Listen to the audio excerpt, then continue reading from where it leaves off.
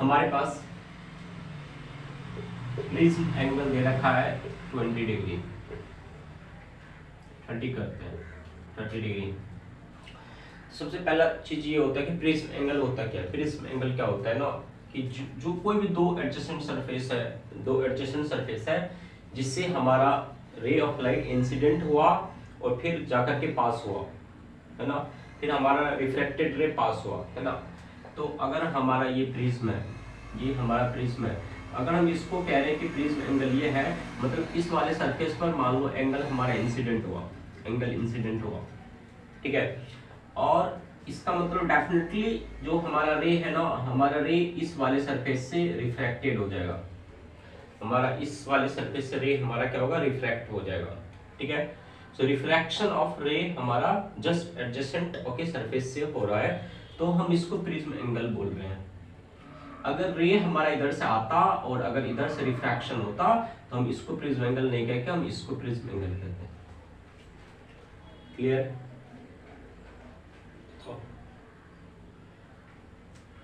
Clear है? तो अब क्या हुआ हमारे पास, देखो ये हमारे पास क्या है, ये हमारे पास क्या है, प्रिज्म है, इसका प्रिज्म एंगल हमने ए लिया, यहाँ से रे हमारा क्या हुआ, इंसिडेंट हुआ, यहाँ हमारे पास क्या है, नॉर्मल है, ये रेयर से डेंसर मीडियम में हम जा रहे हैं, रेयर से डेंसर मीडियम में जा रहे हैं, रेयर से डेंसर मीडियम में जा रहे हैं, तो हमारा रे क्या होगा, नॉर्मल की तरफ आएगा। तो ये ओके जाना इधर चाहिए था, जाना इधर चाहिए था, लेकिन क्या इधर जाएगा, नहीं गया, ये नॉर्मल की तरफ आ गया, ये नॉर्मल की तरफ आया और फिर ये रे यहाँ पर पड़ा, ठीक है। अब यहाँ पर फिर नॉर्मल डालो, अब डेंसर से तुम रेयर में जा रहे हो, अब डेंसर से रे हमारा रेयर में जा रहा है, तो अब क्या होगा कि जाना इधर चाहिए था इस पाथ पर, लेकिन इस पाथ पर नहीं जाकर के नॉर्मल से दूर हो जाएगी रे, ठीक है। ये जाना इधर चाहिए था लेकिन इधर गया नहीं, ठीक है, ये चीजें हुआ, ये रेयर डेंसर ओके और रेयर हमने कर दिया।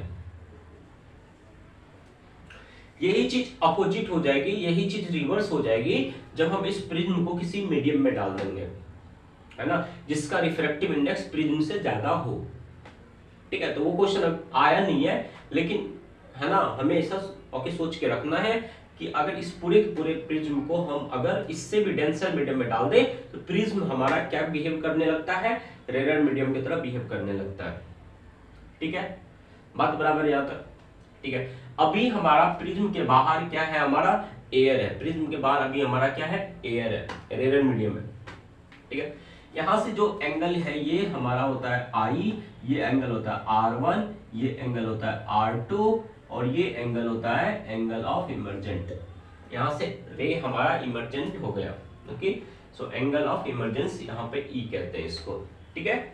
ये हमारा हुआ एंगल ऑफ इंसिडेंस, ये हमारा यहाँ पर क्या हो रहा है, इस सरफेस पर अगर रिफ्रैक्शन एंगल कितना हुआ हमारे पास, R1 हो रहा है, इस वाले सरफेस के लिए जो ये R2 है ये एंगल ऑफ इंसिडेंस है, तो ये एंगल ऑफ इमर्जेंस है, क्लियर है।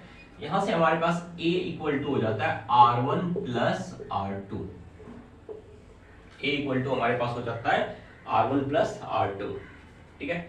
अब देखो ये ओरिजिनल रे हमारा, ओरिजिनल रे ये है, ओरिजिनल रे ये इधर की तरफ जाना चाहिए था, है ना, और फाइनल रे किधर गया, ये इधर की तरफ गया। फाइनल रे को देखो, ये इधर वाला फाइनल रे है जो इमर्जेंस हुआ है, okay, out of the okay this surface बाहर आया है। So then what you see, the angle, this angle is what, angle of deviation.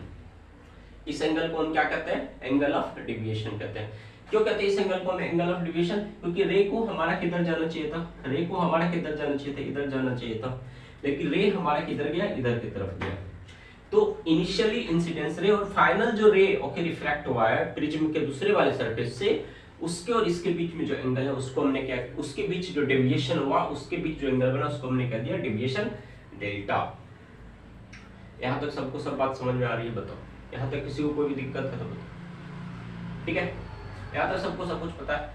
अब यहां से अगर हमें इस डेविएशन को क्या चाहिए, मिनिमम करना है ना, इस डेविएशन को हमें मिनिमम करना है ना, तो वो हम थिन के लिए अलग तरीके से करेंगे तो और थिक प्रिज्म के लिए हम अलग तरीके से करेंगे। पहले इस मीडियम का हम निकालते हैं रिफ्रैक्टिव इंडेक्स, मान लो इस मीडियम का रिफ्रैक्टिव इंडेक्स है म्यू। अब म्यू स्नेल्स लॉ लगा इस वाले सरफेस पर, स्नेल्स लॉ लगा इस वाले सरफेस पर, प्लेन ओके सरफेस 1 पर लगाओ, ये सरफेस 1 हो गया। यहाँ पर क्या कहोगे, refractive index of air 1 into sine i, ठीक है, 1 into sine i equal to mu into okay sine of R1, ठीक है, साइन ऑफ R1। ये सरफेस ए पर अपन ने क्या कर दिया, स्नेल्स लॉ लगा दिया। यहां से देखो ध्यान से, म्यू इक्वल टू तुम्हारे पास क्या बन रहा है, म्यू इक्वल टू क्या बन रहा है, sine i divided by sine of R1। Clear clear. अब देखो, अब इस वाले सरफेस पर तुम लगाओ, ओके अगेन स्नेल्स लॉ, इस वाले सरफेस पर लगाओगे तो क्या आ जाएगा, mu into sine R2, mu into sine R2, mu into sine R2 equal to, अब की बार क्या हो जाएगा, एयर है 1 into sine E। Clear, mu into sine R2 equal to 1 into sine E। Clear यहां पर।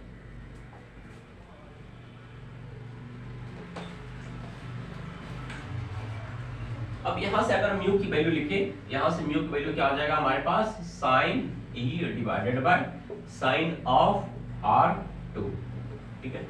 अब ये वाला इक्वेशन तुम्हारे पास 1 है, ये वाला इक्वेशन तुम्हारे पास 2 है। अगर दोनों इक्वेशन को देखो तो यहाँ से हम इक्वेशन 1 और इक्वेशन 2 को इक्वेट कर सकते हैं। जब हम इक्वेशन 1 और इक्वेशन 2 को इक्वेट करेंगे तो हमारे पास रिलेशन आता है sine of i divided by sine of R1 equal to sine of E divided by sine of R2। Clear.